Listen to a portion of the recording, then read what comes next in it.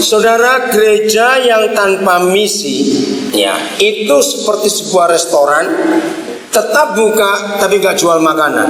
Gereja yang tanpa misi itu seperti sebuah bank tapi gak ada duitnya. Gereja yang tanpa misi itu seperti sebuah sekolah tapi gak ada gurunya, gak ada pelajarannya. Kita bersyukur karena Tuhan memberi kita kesempatan, dipercaya, dihargai. Tahun 78 saya dapat sebuah buku judulnya Menuju Tahta. Terjemahan dari bahasa Inggris tulisan Paul Bilheimer, Destined for the Throne judulnya, Menuju Tahta. Buku itu saya baca, saya terkejut. Sejak hari itu sampai hari ini konsep misi saya berubah. Paul Bilheimer menulis begini: sebetulnya Tuhan sangat mampu untuk menyatakan Injilnya dengan dirinya sendiri. Tapi kenapa dia tidak mau? Lalu Paul Bilheimer menulis, sebetulnya kalau bicara misi dan Tuhan kita menggunakan malaikat, tidak menggunakan kita manusia, maka misinya sudah selesai dari dulu. Begini tulisan Paul Bilheimer: malaikat itu kalau diutus Tuhan untuk bermisi tidak perlu transportasi karena dia terbang sendiri, tidak perlu akomodasi karena malaikat gak pernah tidur, malaikat pun gak perlu konsumsi. Betul tidak? Malaikat kalau khotbah, suruh khotbah dalam penginjilan, dia belum khotbah baru nongol pas orang berdosa sudah bertobat. Tapi mengapa Tuhan tidak mau pakai malaikat? Dia mau pakai kita. Saudara, karena dikatakan kita ini kekasihnya, kita ini anaknya. Malaikat itu tidak pernah dilahirkan, tapi mereka diciptakan. Kita ini dilahirkan, maka itu kita serupa dan segambar dengan diri Bapa kita di surga. Dan itulah penghargaan yang sangat luar biasa yang Tuhan berikan kepada kita manusia berdosa ini. Jadi kalau kita dihargai, dihormati Tuhan untuk melakukan misi, itu sungguh sebuah anugerah. Karena Tuhan bisa pakai yang lain, tapi Dia tidak mau, dan Dia mau pakai kita. Lalu apa itu misi? Mari kita lihat ayat yang pertama ini. Kita akan buka Kejadian 1 ayat 26. Apa itu misi? Buang jauh-jauh konsep misi dengan agama Kristen. Saya akan tunjukkan kejahatan-kejahatan gereja dalam hal misi, saudara.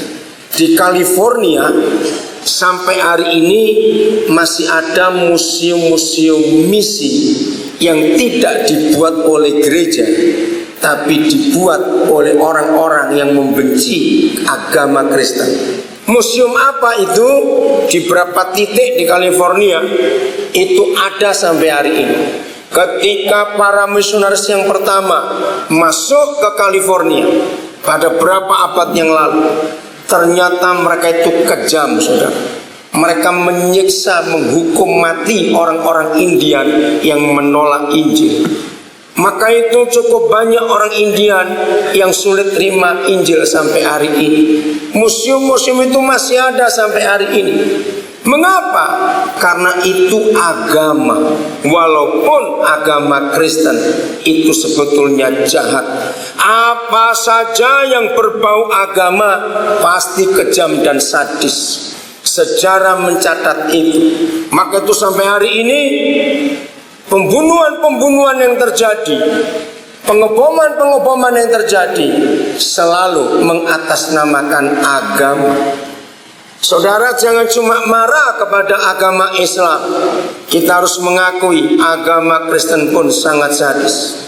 Di seluruh Amerika Latin 500 tahun yang lalu, seluruh Amerika Latin, ketika Injil masuk, maka para misionaris membunuh cukup banyak orang-orang Indian yang menolak Injil.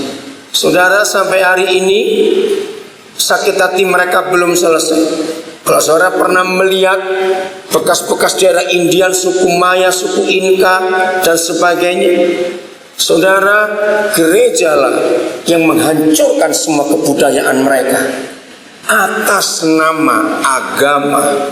Lihat di Yerusalem, Sampai hari ini perang tidak pernah berhenti dan tidak akan bisa berhenti selama kelompok-kelompok tertentu mengatasnamakan agama dalam hidup mereka. Maka pada saat ini kalau kita bicara misi, buang jauh-jauh konsep agama.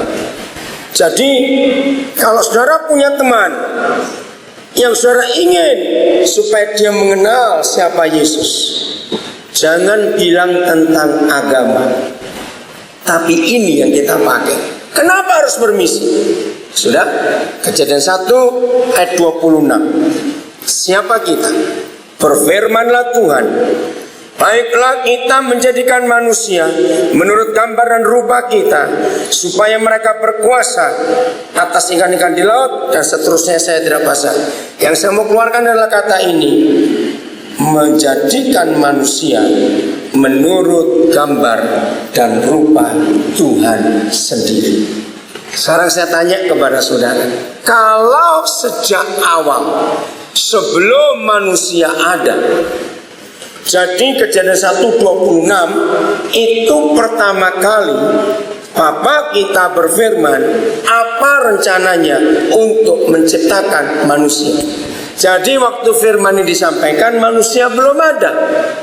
Nah, pada awalnya, dan itulah kebenaran, ternyata semua manusia di dunia ini, semua tidak terkecuali, adalah gambar Tuhan sendiri. Saya tanya kepada saudara, kalau sekarang kita melihat manusia, gambar siapa yang kita lihat? Secara umum ya, secara umum. Siapa bisa jawab? Gambar iblis sudah. Kita bisa begitu kejam. Saya berkata kita, bukan kita di sini, tapi secara umum. Lihat kasus-kasus pembunuhan. Lihat, bukan cuma di Indonesia. Saya mengikuti berita salah satu negara Afrika baru-baru ini, perang antar suku. Karena apa? Salah satu calon presiden kalah dalam pemilihan umum, maka kelompok mereka membunuh sesama suku. Kita lihat kejahatan-kejahatan yang terjadi, mengerikan sekali.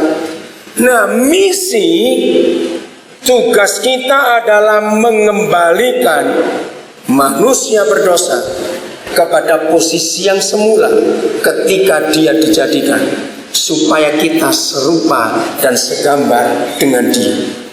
Bulan Desember lalu, Natal tahun 2009, kami ada di Korea Selatan.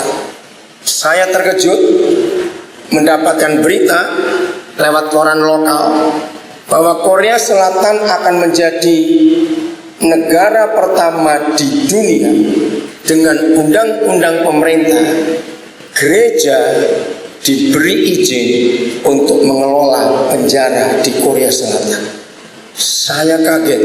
Mulai Januari 2010, gereja di Korea diberi kepercayaan oleh pemerintah untuk mengelola penjara.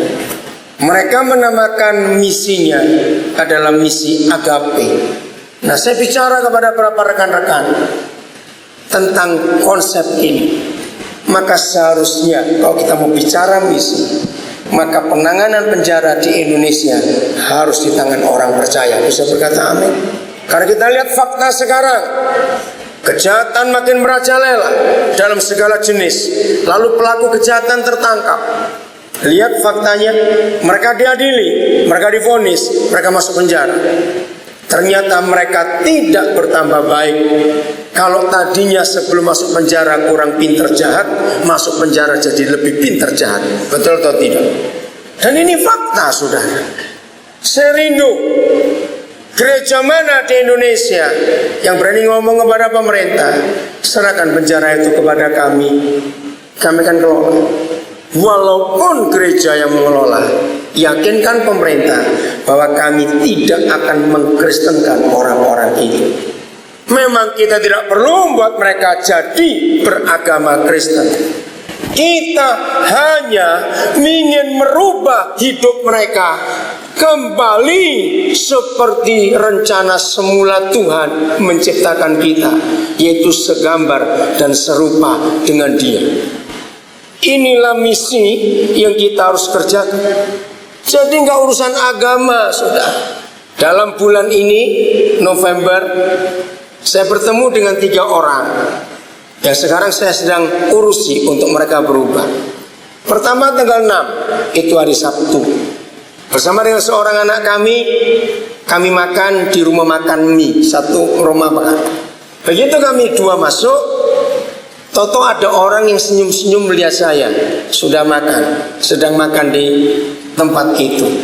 Nah saya dekati, saya pikir dia itu kenal, saya itu pernah ketemu, kok dia senyum-senyum. Akhirnya saya dekati, apa saudara pernah ketemu saya? Belum. Terus dia bilang saya lihat di Kick Andy. Oh ya sudah kalau begitu. Tapi Roh Kudus bicara kepada saya tentang orang ini. Akhirnya dia sudah selesai, makanan kami belum keluar. Lalu saya bilang pada anak saya, tunggu ya, Papa akan pindah ke meja. Saudara, itu hari Sabtu, saudara. Nah karena dia harus tergesa-gesa pergi, maka itu untuk permisi jangan lupa minta nomor telepon. Itu penting sekali. Sudah. Akhirnya malam itu saya telepon. Lalu saya cerita, dia bukan Kristen, tentang apa yang saya terima dari Roh Kudus. Dia kaget. Ternyata dia sedang punya masalah berat dengan istrinya. Anaknya baru 1, tapi mereka sudah gak tahan lagi untuk cerai. Saya gak ngomong agama, saya gak ngomong Tuhan. Hari Rabu saya minta ketemu dia, karena hari Kamis saya akan keluar kota. Jadi hari Sabtu saya coba ketemu, Minggu tidak bisa, dia sibuk, ketemu Senin tidak bisa, Selasa tidak bisa. Saya bilang besok Rabu ini saya harus, Kamis itu harus berangkat. Bisa nggak kita ketemu? Akhirnya kesempatan waktu agak sudah menjelang malam, di atas jam 10 baru bisa ketemu. Saya bilang nggak apa-apa, tapi kan Bapak besok mau pergi, nggak apa-apa. Saya ceritakan tentang pernikahan, saya ceritakan tentang kasih Tuhan. Jadi perceraian itu bukan jalan keluar. Walaupun, maaf saya berkata, di agamamu perceraian itu diizinkan. Tapi kasihan anakmu. Saudara dengar, saya tidak bicara tentang Tuhan, tentang agama. Saya bicara tentang fakta kehidupan. Dia mikir, saudara, dia mikir. Hari Sabtunya istrinya telepon saya. Saya bilang, Pak, terima kasih Bapak menyadarkan suami saya. Kami memutuskan untuk kami akan memperbaiki pernikahan kami. Saya belum balik lagi ke kota itu, tapi hampir tiap hari mereka 2 kontak saya. Saya masukkan kebenaran-kebenaran. Saya nggak tunjukkan di pasal sekian, sekian, tidak. Tapi saya masukkan kebenaran. Tanggal 11 itu hari Kamis. Saya tiba di bandara. Waktu saya lagi tunggu barang saya, ada seorang yang saya nggak pernah kenal. Kembali Roh Kudus bicara kepada saya tentang orang ini. Saya bersyukur barangnya agak lama keluar, lalu saya sempatkan waktu. Nah saya serahkan pada porter langganan saya, tolong ambil barang saya nanti. Saya cuma ngomong satu hal. Kalau kamu melarikan diri, jadi Roh Kudus yang bicara tentang hidup. Kalau kamu melarikan diri dari fakta ini, saya kenakan dulu, saya pendeta, kamu akan tetap punya masalah seumur hidup. Saudara, ternyata dia ini orang yang diutus oleh sebuah perusahaan atas nama pemerintah untuk pasang internet di semua sekolah di kota itu. Dan kebetulan dia lagi bingung mau nginep di mana. Saya bilang di rumah ada tempat, nginep aja di rumah. Jadi 4 hari dia tinggal di rumah kami, tapi saya tidak ada, kami tidak ada. Saudara, dia mengalami zaman Tuhan yang luar biasa dalam hidup. Saya tidak bicara agama, saya nggak bicara Tuhan. Saya bicara tentang kehidupan. Saya minta nomor telepon, masih kontak. Tanggal 16 itu hari Selasa. Saya ketemu seorang pemain biola dan dia juga guru biola. Nah saya itu senang musik. Tapi saya lihat orang ini ada sesuatu. Akhirnya saya bilang, punya nomor telepon tidak? Punya. Saudara, itu hari Selasa.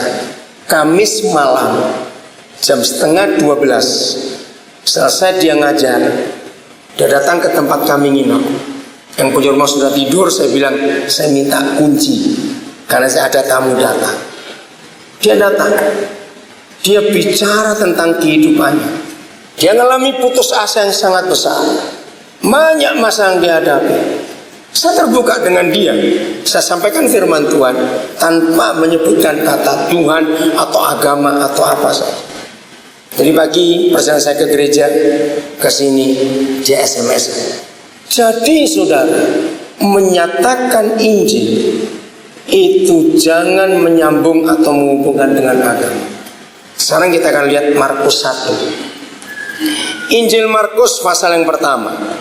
Jadi kalau manusia itu pada awalnya adalah serupa dan segambar dengan Tuhan, lalu bagaimana sekarang ini?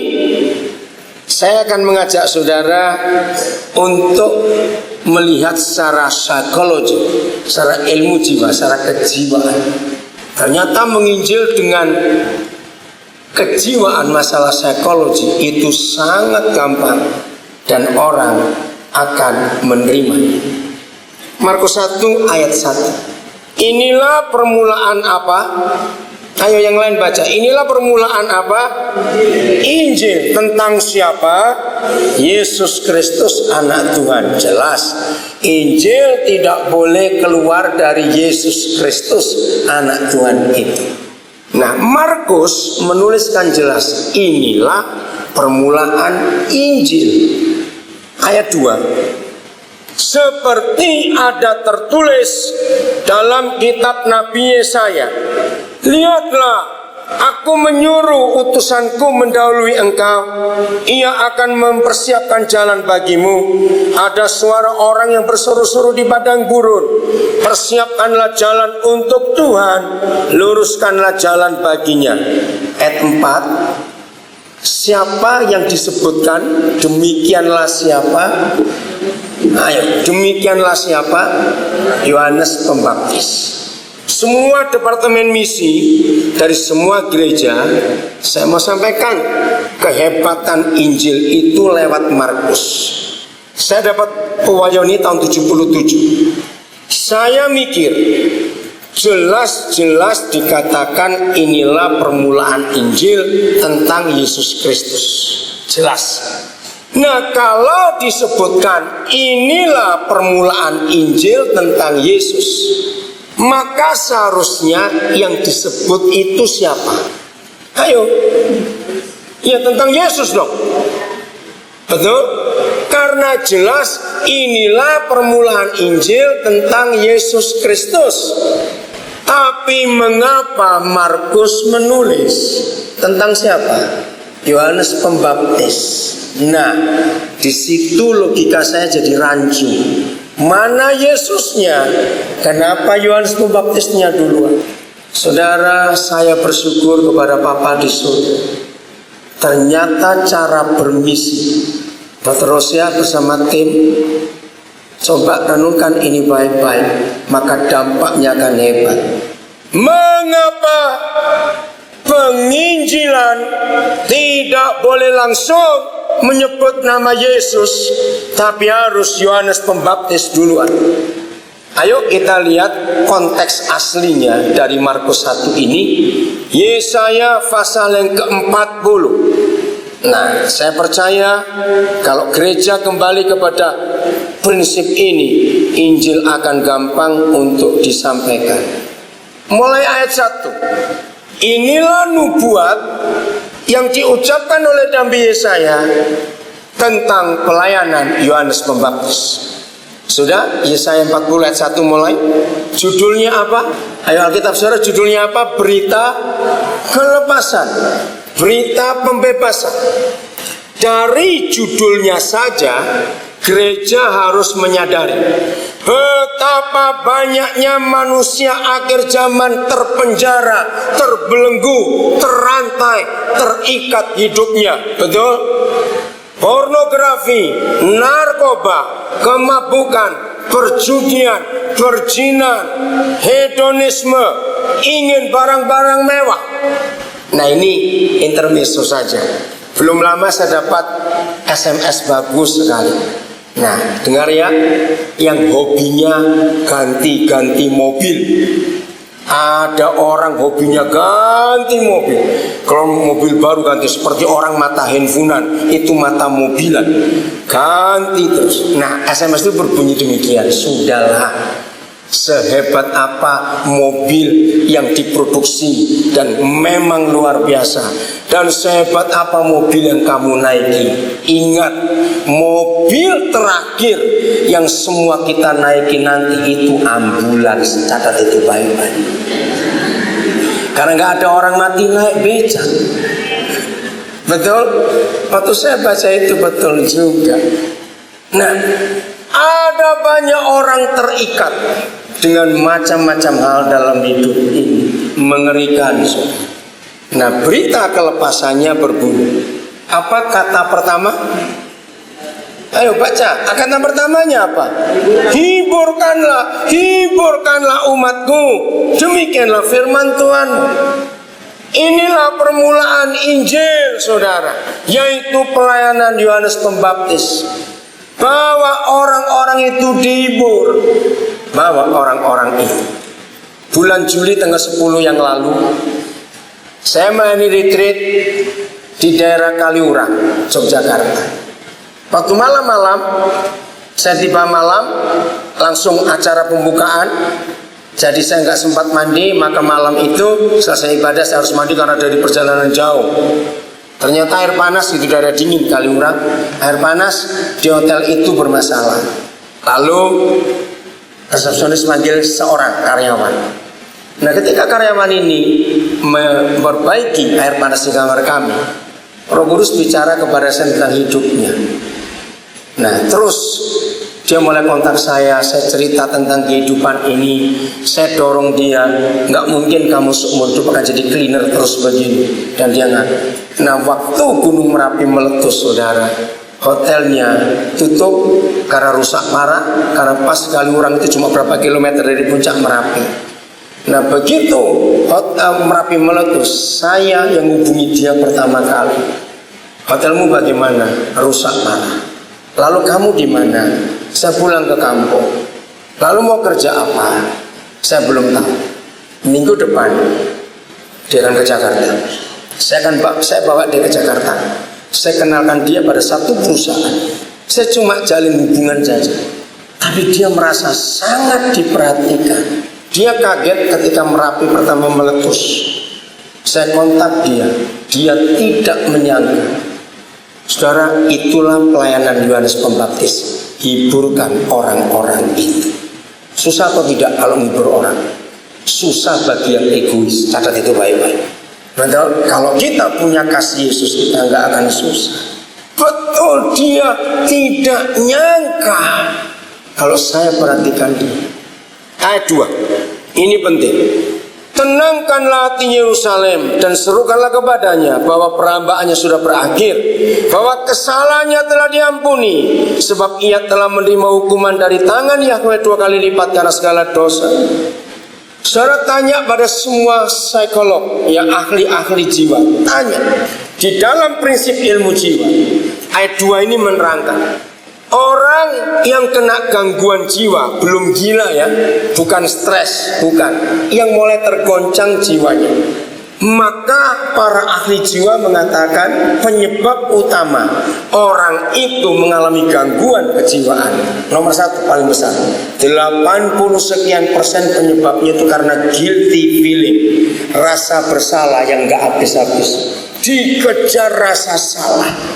Saudara, kalau penyebab utama orang kena gangguan jiwa adalah rasa bersalah, dosanya mengejar dia, maka hanya satu pribadi di dunia yang bisa mengampuni dosa. Siapa itu?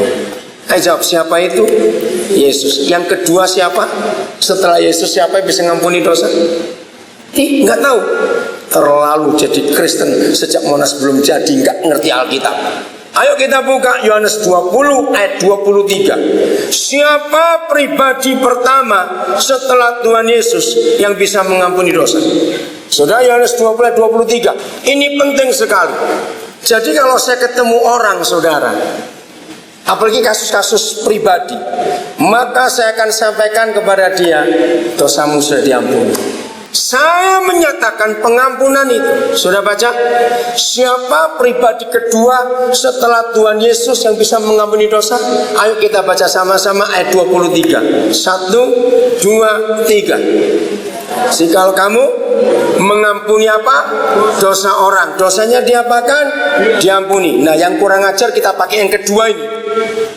Dan kalau kamu menyatakan dosa orang tetap ada, maka dosanya tetap ada. Saudara ingat, sayang, ayat ini hanya gereja Katolik yang pakai. Di antara 7 sakramen gereja Katolik, saya lupa sakramen keberapa itu. Sakramennya namanya sakramen pengakuan dosa. Gereja Katolik menggunakan ayat 23 ini secara utuh. Para imam dari gereja Katolik dalam sumpah pelayanannya, maka salah satu disumpah, kalau ada orang mengaku dosa kepada kamu, kamu tidak boleh membocorkan ke orang lain. Maka itu orang Katolik merasa bebas kalau bisa ketemu pastornya untuk mengaku dosa, karena itu merasa sudah diampuni. Dan inilah masalah utama pada gereja Protestan yang bukan Katolik. Ayat ini nggak pernah dibahas. Jangan pakai tafsiran, jangan. Terima apa adanya. Bahwa kalau kita bisa mengampuni dosa orang itu betul-betul diampuni. Pasti saudara bingung. Karena ahli-ahli Taurat paling marah kalau Tuhan Yesus mengampuni dosa orang. Karena ahli Taurat berkata, hanya Tuhan di surga yang bisa mengampuni dosa. Kamu itu siapa? Anak tukang kayu saja dari Nazaret. Itu yang buat mereka marah. Tapi ternyata setelah kita jadi milik Tuhan Yesus, saudara dan saya pun bisa mengampuni dosa orang. Nah, orang yang saya ketemu di rumah makan mie itu, dia menghukum dirinya sendiri. Dia berkata gini, sudahlah Pak, saya terima dosa saya ini. Ini memang karena kesalahan saya. Jadi saya cerai. Itu risiko saya. Terus saya ngajak beliau, jangan pakai kata itu. Jangan-jangan kamu ingin kawin lagi. Saya sendiri ngomongnya. Dia tertawa. Oke, yang penting gini, boleh gak saya ngomong dengan istri? Nggak kenal saudara. Maka itu saya bisa telepon istrinya. Dan setelah dua-dua saya bisa layani. Ingat, bukan Kristen. Maka Sabtu kemudian, seminggu kemudian, istrinya telepon, saya bilang terima kasih, maka nggak jadi. Ketika saya berkata, berapa besar pun salahmu, kalau kamu bertobat Tuhan ngampuni, saya doakan. Saya bilang, yang saya sembah nama itu ada di kitab sucimu juga, dan dia bisa mengampuni dosa. Dia lega, saudara. Cuma itu saja. Begitu pula orang internet itu yang tanggal 11 saya ketemu. Istrinya ada di Medan, sudah 6 bulan mereka pisah. Setelah saya ketemu, saya layani, saya ngomong soal keluarga. Karena tugasnya dia nggak bisa pulang dulu. Nah saya tanya, apakah istrimu ada telepon? Tidak. Setelah kami dua saling marah, maka dia ganti nomor handphone. Saya nggak tahu dia nomor teleponnya berapa. Tapi saya katakan kepada dia, kalau hatimu berubah, kamu mau lembut, kamu mengampuni istrimu, Tuhan akan kejar dia juga. Kemarin saya telepon dia, saya tanya, kamu sudah bisa kontak istrimu? Belum. Baik, kita tetap doakan supaya Tuhan bisa menjawab. Jadi enak kalau ngomong begitu. Jadi di dunia ini begitu banyak orang rasa bersalah. Itu ayat 2 bukan? Setelah tenangkan hati Yerusalem, sampaikan perhambaannya sudah berakhir, bahwa kesalahannya telah diampuni. Ayat 3, ada suara yang berseru-seru. Ini yang dikatakan Markus tadi. Persiapkanlah di padang gurun jalan untuk Yahweh, luruskanlah padang belantara, di padang belantara jalan raya bagi Tuhan kita. Nah ayat 4, setiap lembah harus ditutup. 1, setiap gunung dan bukit diratakan. 2, setiap tanah yang berbukit-bukit harus menjadi tanah yang rata. 3, dan tanah yang berleguk-leguk menjadi dataran. Yang keempat, apa yang terjadi kalau 4 bentuk tanah kehidupan ini dipulihkan? Ayat 5, maka kemuliaan Yahweh akan dinyatakan dan seluruh umat manusia akan melihatnya bersama-sama. Sungguh Yahweh sendiri telah mengatakannya. Mungkin bagi saudara yang bingung kenapa saya nggak baca kata Tuhan tapi Yahweh. Dalam bahasa Mandarin semua kata Tuhan dalam bahasa Indonesia itu Yehovah. Betul begitu terus ya, pakai Pak Mandarin. Nah, semua kata Allah dalam Alkitab kita itu diganti kata Tuhan Sen atau Su. Saudara, kalau 4 model tanah ini dipulihkan, maka kemuliaan Yahweh akan terbit. Artinya orang itu dipulihkan. Apa 4 macam tanah ini? Saya mau katakan kepada saudara, mengapa dalam ilmu jiwa seluruh karakter dasar manusia di dunia dibagi berapa hal? 4 hal. Dan itu ayatnya di sini. Psikologi itu ngambil ayat ini. Ayo kita buka satu-satu secara pintas. Saya sebut pertama, memang gak ada urutannya ya. Kolerik. Kolerik itu orang yang bagaimana? Ayo, sebutkan satu kalimat. Kolerik itu orang yang bagaimana? Pemimpin. Oke, yang berikut apa? Tegas. Apalagi? Sombong. Nah, saya mau cari bagian itu. Saudara lihat ayat kalimat yang kedua. Setiap gunung dan bukit. Ini orang kolerik. Maunya di atas terus, nggak mau turun. Kalau gunungnya, bukitnya nggak diratakan, orang itu akan menolak Injil. Lanjut. Melankolis, orangnya bagaimana? Sensitif, apalagi? Ayo, melankolis bagaimana? Cengeng, betul. Apalagi? Rendah diri. Nah, itu nomor 1. Setiap lembah, orang melankolis selalu menghukum diri sendiri. Aku ini jelek, aku ini gak berdaya, aku ini bodoh. Ya, nah, orang ngomong keras salah, ngomong lembek salah, susah orang kayak begini. Nah, orang begini pun susah terima Injil. Angkat dia, lembahnya kita tutup. Oke? Yang ketiga, pragmatis. Orang yang bagaimana? Cuek, acuh, bodoh amat. Apalagi? Ayo, orang yang bagaimana itu? Pragmatis apa? Cinta damai? Enggak. Kalau cuek itu gak cinta damai, gak mau tahu urusanmu. Oke, apalagi pragmatis? Nah, itulah yang berbukit-bukit. Saudara, orang yang cenderung pelin-pelan, orang yang gak mau tahu yang lain, pokoknya ini urusanku, orang yang gak stabil hidupnya, orang yang naik turun. Yang terakhir, ya sudah tinggal 1 sebabnya, kolerik. Maaf, sanguin, ya, sanguin. Saudara, kita melihat tanah yang berlekuk-lekuk. Orang sanguin itu pribadi yang ceria, yang rame, orang yang meledak-meledak. Nah, mengapa Tuhan mengatakan pelayanan Yohanes Pembaptis? Maka itu kalau kita mau bermisi, kita nginjil, kita harus kenal dulu siapa orang-orang yang kita jadikan target. Nah, semua ini karakter manusia yang merusak gambar Tuhan dalam diri manusia.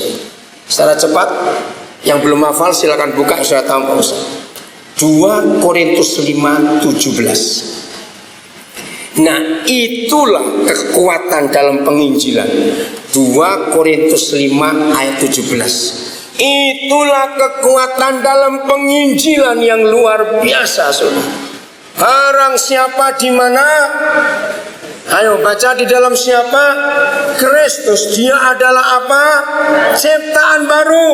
Karena yang lama sudah lewat, sudah pergi, sudah hilang. Yang baru sudah datang, sudah terbit. Jadi sejak tahun 77 itu saya memberitakan Injil dengan konsep Yohanes Pembaptis. Kalau ketemu orang, sembuhkan kejiwaannya dulu. Maaf ya, saya akan berkata tajam tapi jangan tersinggung. Kenapa binatang tidak perlu diinjili? Karena Tuhan Yesus tidak pernah mati untuk binatang. Kenapa hanya manusia? Nah, ini masalah. Apa perbedaan manusia dengan binatang yang paling mendasar? Paling mendasar.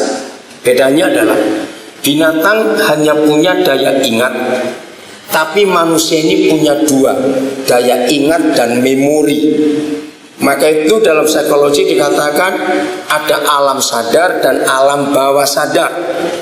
Nah, kenapa ilmu jiwa berkata justru alam bawah sadar itu yang 90%, yang sadar itu cuma 10%. Mengapa ilmu jiwa berkata seperti gunung es di tengah lautan luas, kelihatannya kecil di atas, tapi di dalamnya berbahaya sekali.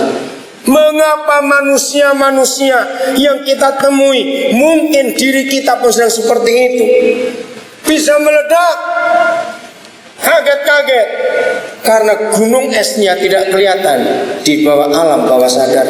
Nah, ini perbedaannya. Apa bedanya daya ingat dengan memori? Binatang bisa ingat, lihat burung-burung itu terbangnya jauh, burung nggak ada yang kesasar, pulang ke sarang yang lain, nggak pernah, karena mereka ingat. Tapi memori mereka tidak punya. Memori itu adalah satu kekuatan di dalam otak kita, dalam jiwa kita, yang bisa merekam semua kejadian dari kita sejak dalam kandungan sampai umur hari ini. Sepanjang hari ini kita hidup, kita merekam semua kejadian. Besok lagi kita hidup, kita merekam semua kejadian. Nah, itu memori. Disitulah penghalang Injil yang sesungguhnya. Maka itu perlu sekali kita harus betul-betul bisa menyelesaikan kasus-kasus masa lalu dari setiap orang yang kita injil. Menarik, saudara. Saya belajar ilmu jiwa bukan dari buku-buku, bukan dari fakultas ilmu jiwa, tidak. Saya belajar kejiwaan dari Alkitab ini sendiri, dan kekuatannya sangat luar biasa. Jadi jangan langsung kalau ketemu orang ngomong tentang Yesus, jangan, nanti akan susah. Saya mau cerita seorang anak. Berapa waktu yang lalu ada sebuah panti asuhan yang memberikan salah seorang anaknya kepada saya. Panti asuhan itu tahu dari seseorang. Saudara, lalu saya tanya, kenapa masalah anak ini? Wah, sangat parah, sangat rusak. Siapa dia? Dari kecil kami gak pernah tahu. Ini panti asuhan ketiga yang dia pernah ikut. Panti asuhan pertama mengatakan suatu hari pagi-pagi ketika pintu panti asuhan dibuka, bayi itu diletakkan di depan pintu panti asuhan tanpa secari kertas tulisan kata nomor telepon, tidak ada. Jadi anak ini dibuang. Nah, dia tahu dan dia sakit hati kepada orang tuanya. Maka itu dia nakalnya luar biasa. Nah, dia pemimpinnya berkata, jadi kami tidak bisa menerima dia lagi karena peraturan sudah dilanggar semuanya. Akhirnya saya ajak dia tinggal dengan kami 6 bulan. Selama tinggal dengan kami, cari masalah yang luar biasa. Urusan polisi, menghamili anak orang, bayangkan masih SMP itu sudah. Aduh, sudah saya harus urusan dengan orang tua anak perempuan itu. Saya mintakan maaf, tapi saya papanya mau bagaimana lagi. Setelah urusan itu beres, muncul urusan baru lagi. Nah, setelah urusan itu selesai, dia datang pada saya suatu malam. Dia peluk saya, dia nangis, dia bilang, "Papa, saya minta." Maksudmu? Saya tanya begitu. Ini yang buat saya terkejut. Saya sekarang mau cerita kepada Papa, mengapa 6 bulan ini saya berbuat seperti itu. Saya sengaja. Saya tidak ingin ada yang sayang saya seumur hidup. Karena buat saya kalau orang tua kandung saya saja menolak saya, bohong. Kalau ada orang masih sayang, logika nggak itu sudah? Bohong. Tetapi setelah saya sengaja buat papa kecewa, malu, marah, sakit hati, saya rugikan, dan papa tetap sayang saya. Hari ini saya bertobat. Saya kaget. Saya peluk dia sekarang. Saya doakan dia untuk kamu bertobat. Akhirnya dia lulus SMP. Saya pindahkan SMA-nya. Saya pindahkan ke SMA itu. Ini sekarang baru kelas 1 SMA. Nah, September yang lalu awal menjelang minggu kedua, Dia telepon saya begini, "Papa, besok saya dapat tugas yang sulit dari sekolah." Saya tanya, "Tugas apa?" "Kami akan kumpul 18 SMA di wilayah kami. Dan itu masing-masing ditunjuk, masing-masing SMA menunjuk satu wakil. Nah, saya ditunjuk wakil sebagai wakil di SMA saya. Untuk apa?" saya tanya. "Untuk buat puisi tentang seorang ibu." Loh, saya tanya, "Ada apa?" "Kami tidak tahu, kan itu tugas. Jadi nanti kami suruh baca." Nah, Papa kan tahu ibu saya siapa. Terus saya buat apa? Jadi maksud anak ini saya suruh ngarang. Saya bilang, "Jangan bohong." Saya ajari dia, "Besok waktu kamu berdiri, tapi jangan ngomong guru-gurumu ya. Kalau kamu cerita, akan cerita siapa kamu. Waktu kamu berdiri besok, sampaikan apa adanya siapa kamu, dengan message, dengan berita penting." Saya bilang, "Hei teman-teman SMA, jangan ada free sex. Saya ini korbannya." Kamu ngomong begitu. "Nyatakan bagaimana pengalaman hancur hidupmu, betapa sakitnya kalau kamu dibuang oleh orang tua itu." Masa saya harus jujur? Ya harus, saya bilang. "Pak, tapi di depan ratusan nanti itu." "Enggak apa-apa. Papa dorong kamu. Sayang Papa nggak bisa nemani kamu karena saya nggak di kota itu." Saya doakan setelah itu. Saudara, siangnya, sorenya selesai itu dia telepon saya. Telepon itu sambil menangis tertawa. "Papa, luar biasa." Apa yang luar biasa, saudara? Sejak hari itu sampai kemarin sore, dia sudah berita tentang dia masuk di 4 koran lokal di kota itu. Dia sekarang jadi terkenal untuk keliling ke SMA-SMA untuk cerita berita itu. Jangan ada free sex, jangan ada free sex. Wartawan-wartawan datang mewawancarai dia. Hidupnya berubah. Saudara, saya belum sempat baptis anak itu. Saya masih tunggu waktu. Saya biarkan dia dulu untuk punya dasar yang kuat, mengenal siapa Yesus. Sembuhkan setiap orang dari latar belakang atau masa lalu dengan pelayanan Yohanes Pembaptis. Maka itu dikatakan, persiapkanlah jalan untuk Tuhan, baru Injil itu akan datang. Maka kalau kita bisa menyembuhkan, wah itu hebat. Saya mau ngomong agak detail. Saudara yang punya teman bermasalah dalam hidup, entah itu di kampus, entah itu di pekerjaan, entah itu dalam pergaulan, pokoknya teman ini bermasalah, jangan dijauhi. Minta Roh Kudus menunjukkan kepada saudara apa latar belakang saudara kita ini, sampai karakternya sejelek itu. Nah, kalau Roh Kudus bicara kepada saudara untuk menolong orang itu keluar dari permasalahannya, saudara, Injil itu gampang untuk kita masukkan, karena Yesus itu sanggup merubah semua orang, karena itu kuasa. Maka itu jangan pernah ragu-ragu untuk menemukan orang-orang rusak dengan Yesus dalam hidup saudara. Karena ingat, tugas kita yang pertama, misi itu adalah mengembalikan kedudukan atau posisi manusia yang serupa setan ini. Ya jangan ngomong setan pada dia yang tersinggung.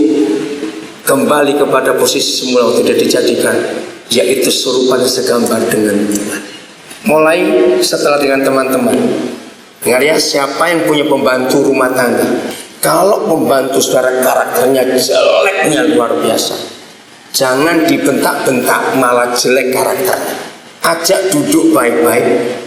Coba dia suruh cerita masa kecilnya, masa lalunya. Suruh cerita bagaimana waktu masih kecil. Saudara, pelayanan Yohanes Pembaptis itu membongkar masa lalu orang. Sayang waktunya saya nggak bisa lebih detail, tapi saudara-saudara mengerti. Ternyata kalau kita berjumpa orang dan langsung melakukan pelayanan Yohanes Pembaptis, Injil itu akan gampang sekali dimasukkan. Saya cerita lagi tentang saya. Orang-orang yang kenal saya itu menjuluki saya dengan julukan ini. Kalau saudara punya kenalan banyak, hobinya koleksi perangko. Ya ada tuh orang koleksi perangko. Ada orang banyak hobinya koleksi apa, benda-benda kuno apa begitu.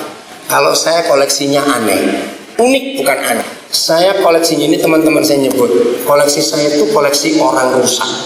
Saya punya hati yang sungguh luar biasa dari Tuhan. Makin rusak seseorang, saya makin senang untuk cari orang itu. Kenapa? Karena saya mau buktikan ayat ini, Yesus bisa merubah orang. Amin. Yesus bisa merubah orang. Jadi kalau Papa cerita soal kamu boleh ya? Oke. Tanggal 13 Mei, Dr. Rosia, Ibu Widya, 13 Mei itu saya terakhir khotbah di sini. Jam kedua selesai, langsung kami ke Medan. Ya, tanggal 13 Mei. Tanggal 16 Mei ada satu keluarga bawa 2 anak. Ini kakak beradik tapi sepupu. Mama dengan papa yang bersaudara. Dan mereka ini masih budak di Medan. Nah, keluarga ini bukan orang tuanya, bukan family jauh. Tapi dia tahu itulah hobi saya. Pokoknya saya suka dititipi anak-anak seperti itu. Nah, 2 anak ini hidupnya hancur betul-betul. Terus saya bilang, saya nggak ada waktu ketemu di gereja. Nggak bisa. Mereka ini Buddha dan belum pernah seumur-umur ke gereja. Saya bilang begini, saya nggak ngajak kebaktian, saya cuma mau ketemu. Karena waktunya tidak ada lagi, Seninnya saya sudah berangkat lagi ke tempat lain. Akhirnya kebaktian terakhir hari itu jam 4 sore, saya minta ketemu setengah 4. Saudara, saya nggak ngomong Tuhan, saya nggak ngomong apa-apa. Nah kebetulan kebaktian hari itu temanya keluarga. Nah 2 anak ini sungguh-sungguh dihancurkan oleh orang tuanya sendiri. Satu masih SMA, satu baru lulus SMA. Denny, mau nggak kamu maju ke sini? Ini anak itu sudah umur 3 bulan dibuang oleh orang tuanya dan diasuh oleh neneknya. Hidupnya betul-betul hancur. Nah saya nggak ngomong apa-apa tentang mereka 2. Sekarang yang satu lagi sudah balik ke Medan untuk SMA di sana melanjutkan. Dia lulus SMA, Denny ini, dan dia itu pengen sekali kuliah graphic design. Betul graphic design? Bukan interior. Desain interior. Saya suruh dia tes, saya biayai kuliahnya. Dia diterima di Trisakti. Cukup mahal sudah, tapi dia senang-senang. Dan coba kamu cerita apa adanya. Inilah penginjilan. Sampai hari ini dia belum dibaptis. Karena saya tidak mau dibaptis gara-gara saya. Tapi dia sudah belajar firman Tuhan. Berapa hari yang lalu dia beli buku Buddha dengan apa itu? Dari Buddha menuju ke Tuhan Yesus. Nah, saya juga heran kok bisa dapat buku itu. Ternyata dia ingin belajar. Karena dia orang muda. Oke, dan kamu cerita masa kecilmu. Bagaimana papa mamamu supaya kita semua tahu kok sama malu-malu. Dari kecil waktu saya umur 3 bulan saya udah dibuang oleh keluarga ke nenek saya. Akhirnya nenek saya juga bingung mengapa anak ini kok nggak dirawat oleh ayah saya, kok dibuang aja. Ternyata waktu di nenek saya ngecek tentang ayah saya, ternyata ada suatu masalah di keluarga dan timbullah perceraian di keluarga saya. Jadi ibu saya kandung udah nggak tahu sekarang di mana, nggak tahu lagi kejelasannya di mana. Tapi ayah saya mendapatkan informasi masih di Jakarta, tapi informasi tempat tinggalnya belum tahu di mana. Kata teman-teman ayah saya, ada yang bilang sering berpindah-pindah, kadang ke Jakarta Timur, kadang ke Jakarta Barat, nggak tahu juga alamatnya. Baru dari semenjak itu saya juga merasa hati saya juga kacau. Bagaimana saya tidak bisa mengampuni ayah saya sendiri, karena dari dulu saya merasa iri dengan teman-teman saya. Mengapa semua keluarga sudah dapat kasih sayang seorang ayah, tapi saya cuma dapat kasih seorang nenek saja. Dan nenek saya mendidik saya, kayak saya udah menganggap dia sebagai ibu saya sendiri. Dan saya sering keluar, kalau keluar nenek saya keluar, saya pasti ikut karena saya nggak bisa lepas dari nenek saya. Dan saya juga ingin menjaga nenek saya karena saya sudah menganggap seperti ibu saya sendiri. Dan akhirnya dari berjelang 12 tahun, saya sudah umur 12 tahun, saya baru berpikir, oh ternyata ini sebuah kasih yang diberikan oleh nenek saya untuk merawat saya. Dan saya tidak perlu keluarga yang besar-besar, tetapi saya cukup bahagia dengan nenek saya. Karena saya menganggap nenek saya itu adalah kayak seorang yang sudah berjasa dalam hidup saya. Saya kadang juga melihat nenek saya sudah tua, ada lihat dia sakit, saya tanya dia nggak, nenek saya juga nggak mau menjawab sakit apa. Saya sering berdoa, Tuhan, tunjukkanlah jalan untuk nenek saya. Kalau dia tidak mau membilangnya kepada saya, tapi berilah kesehatan kepada dia. Dan sampai sekarang nenek saya masih sehat-sehat. Saya bersyukur kepada Tuhan karena saya juga bisa kuliah oleh Papa Daniel, diberi biaya, dan saya juga dapat menerima berkat dari Tuhan untuk nenek saya karena diberi kesehatan dan umur yang lumayan panjang. Saya dalam hati, Tuhan, tunjukkanlah arah yang benar kepada saya. Saya mau ikuti agama ini atau agama ini. Dan pas berdoa ada suara yang memberikan kepada saya, dia bilang, terserah kamu, asal hatimu tulus kepada saya, maka itulah jalan untuk kamu kepada saya. Aduh, saya ini kok suruh saya memilih, kok nggak disuruh masuk sini aja, masuk sini aja. Saya juga bingung.